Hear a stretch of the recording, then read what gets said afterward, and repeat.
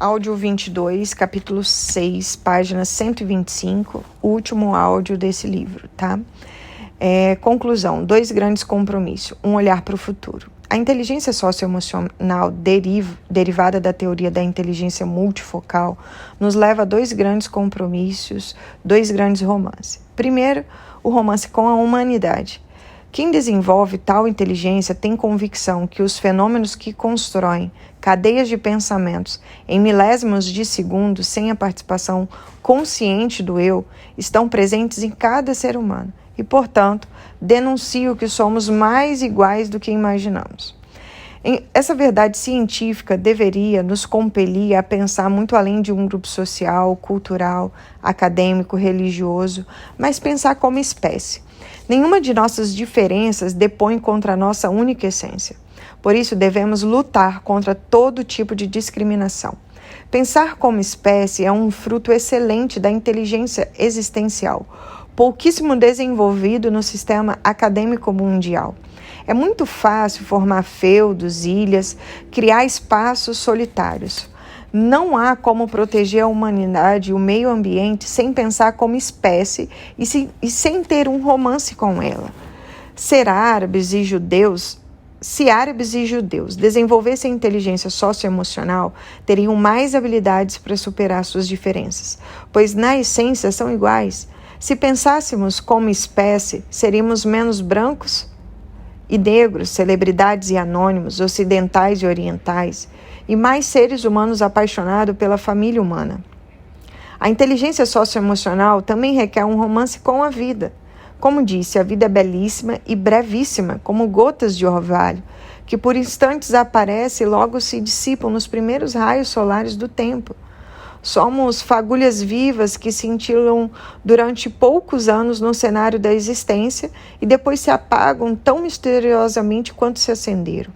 Não é nada tão fantástico quanto a vida, mas nada é tão efêmero e fugaz quanto ela. Hoje estamos aqui e amanhã seremos uma página na história. Temos de nos perguntar: que história estávamos escrevendo? Que história queremos escrever?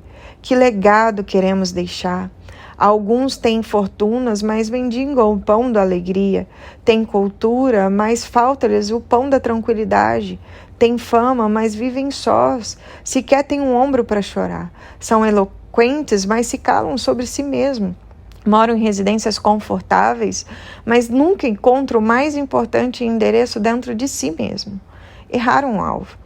A escola de inteligência nos mostra que viver é uma experiência única, indescritível, inimaginável, extraordinária, complexa, saturada de mistérios e, ao mesmo tempo, regada de fragilidade. Por isso, deveríamos, nessa curta jornada existencial, procurar os mais belos sonhos, construir os melhores projetos de vida, buscar as mais fascinantes aspirações. Quais sonhos nos controlam? Que metas assediam o nosso eu? Procurar desenvolver uma mente livre, emoção saudável, relações saudáveis, deveriam ser as metas mais nobres de quem quer ser autor da própria história. Deveríamos procurá-las como o cansado faz quando busca um refúgio no leito e o ofegante quando abre os pulmões para respirar o ar. Jamais deveríamos esquecer que se a sociedade nos abandona, a solidão é superável, mas se nós mesmos nos abandonamos, ela é insuportável. As sociedades estão na infância emocional. Alguns paradoxos gritantes confirmam que as sociedades modernas estão na sua infância emocional. Somos treinados para dirigir carros, mas não aprendemos minimamente a dirigir a nossa mente, nem a gerenciar a nossa ansiedade. Somos preparados para caminhar no mundo exterior, mas não temos qualquer preparo para percorrer as avenidas do mundo psíquico. Fazemos seguros de todos os tipos para preservar nossos bens, mas não aprendemos minimamente a fazer um seguro emocional. Preocupamos-nos em ter empresas saudáveis e sustentáveis, mas não nos preocupamos com a mais complexa empresa, a única que não pode falir, a mente humana. Somos conectados com o mundo pela internet, pelas redes sociais, mas não aprendemos a nos conectar conosco, sequer aprendemos a dar um choque de lucidez nos nossos fantasmas emocionais. medos, timidez, ansiedade, humor depressivo, impulsividade, autopunição e autocobrança. Não é sem razão que mais de 3 milhões de pessoas desenvolverão um transtorno psíquico ao longo da sua vida, um caos emocional tão dramático como as piores guerras. Não é sem motivo que, quanto pior a qualidade da educação, mais importante será o papel do psiquiatra e psicologia clínica. Preocupado por onde caminha a juventude mundial, é que idealizei o programa da Escola da Inteligência. Como comentei, ele é inserido na grade curricular das escolas de ensino infantil, passando para o fundamental até o médio. Agora, crianças e adolescentes podem aprender o que não tivemos a oportunidade. Os pais ou responsáveis também têm cursos paralelos para aprender a ser educadores brilhantes. Mais de 200 mil alunos já estão aplicando as ferramentas para que o eu deles aprenda a ser autor da história, a ser líder de si mesmo, um construtor de relações saudáveis. Os resultados são surpreendentes. Na Escola da Inteligência não há seres humanos acabados, mas há seres humanos em construção. Prevenir é a chave. Mas somos lentos em detectar vampiros emocionais que sugam nossa qualidade de vida e sabotam nosso potencial social e profissional. Se um novo vírus letal infecta algumas pessoas, a Organização Mundial de Saúde entra em pânico. Milhares de cientistas são mobilizados para evitar uma nova epidemia global. Isso é importante. Mas há dezenas de milhões de crianças e adolescentes em todas as nações modernas, viciadas em smartphones, atoladas de atividades, tendo sua infância, criatividade e capacidade de se aventurar asfixiadas, vivendo em um trabalho intelectual quase escravos, só que legalizado, mas raramente alguém entra em pânico sobre isso. Tenho denunciado esse fenômeno mundialmente, mas quem ouve esse clamor? Felizmente vocês, pais, professores, líderes e diretores de escola que aplicam o programa da inteligência, estão ouvindo em alto e bom som. A escola da inteligência deveria ser aplicada em todos os lugares. Na atualidade, infelizmente, grande parte das pessoas tem pisado apenas na superfície do planeta Terra, mas não na superfície do planeta psíquico. Muitos pais esconderam suas lágrimas dos filhos, do mesmo modo que a maioria dos filhos oculta seus pesadelos dos pais. Os professores disfarçam suas histórias atrás da matéria, os jovens ocultam seus mais cálidos sentimentos atrás das redes sociais, adolescentes conhecem inúmeras pessoas, mas não conhecem profundamente ninguém e, o que é pior, raramente conhecem a si mesmos. O número de informações se multiplicou como nunca na história, mas não estamos formando pensadores coletivamente, e sim repetidores de informação. A medicina, a psiquiatria, a psicologia avançaram intensamente, mas as estatísticas demonstram que o normal é estar estressado e ansioso, e o anormal é ser saudável. Só para lembrar, 30% dos jovens brasileiros estão apresentando sintomas de depressão, 80% estão apresentando sintomas de timidez e insegurança. Que sociedade estamos construindo? Se as crianças e jovens aprendessem desde cedo as ferramentas socioemocionais, a humanidade seria outra.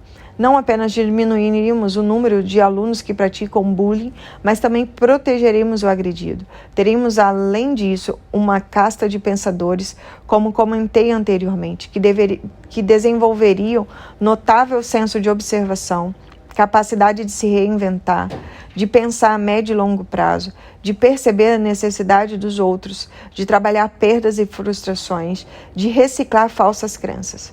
Esses ainda seriam generosos, tolerantes, ousados, disciplinados, indagadores, carismáticos, empáticos e sonhadores. Ter uma mente socialmente inteligente é saber valorizar tanto o sorriso quanto a tristeza. É ter humildade no sucesso e aprender lições nos fracassos. É agradecer os aplausos, mas saber que nas coisas simples e anônimas se escondem os melhores tesouros da emoção. Ter uma mente brilhante é ter consciência de que cada ser humano é um mundo a ser conhecido e uma história a ser explorada. Todas as pessoas têm riquezas escondidas dentro de si, mesmo as mais difíceis e complicadas, mesmo as que erram e fracassam continuamente. Ter uma mente saudável é garimpar ouro nos solos de quem você ama e embaixo dos seus escombros. É ter maturidade para falar eu errei, ter coragem para dizer perdoa-me, é ter coragem de ouvir um não, maturidade para receber uma crítica, resiliência para suportar as perdas. É dizer com intensidade obrigado por existir, desculpa-me, o que eu posso fazer para torná-lo mais feliz. Todos esses pontos são abordados de maneira lúdica e agradável no livro juvenil que lancei chamado Petrus Logos e o Guardião do Tempo.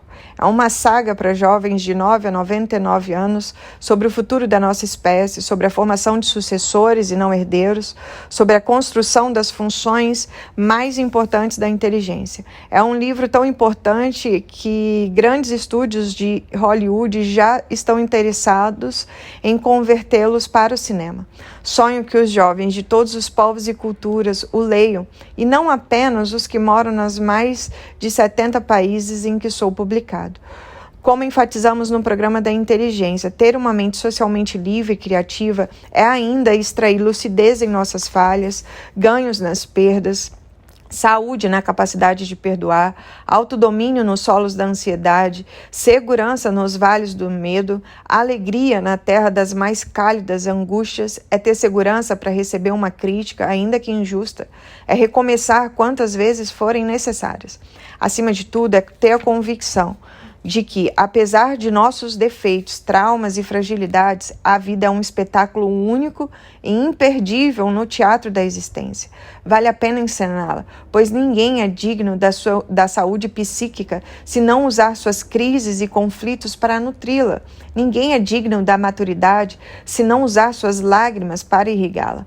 Mais uma vez, parabenizo a diretores, coordenadores, professores, pais que adotaram o programa da Escola da Inteligência. Parabéns por se preocuparem com o presente e futuro socioemocional de seus filhos e alunos, bem como da própria humanidade. Bem-vindos à educação do século XXI e século XXII.